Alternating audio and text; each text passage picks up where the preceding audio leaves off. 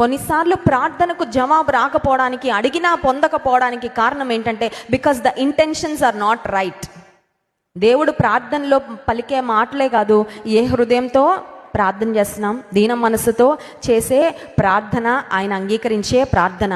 అంత మాత్రమే కాదు, సరైన మోటివ్స్తో, సరైన ఉద్దేశంతో, సరైన తలంపులతో అడగాలి. అడుగుతున్నాం, ఎందుకోసం అడుగుతున్నాం అది కూడా దేవుడు గమనిస్తాడండి. మీ భోగముల నిమిత్తము దురుద్దేశములతో అడుగుతురు కనుక మీకేమీ దొరకట.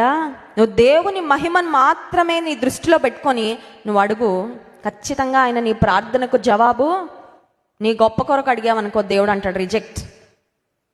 ఇలాంటి ఉద్దేశంతో అడిగితే నేను ఆ ప్రార్థన నెరవేర్చను.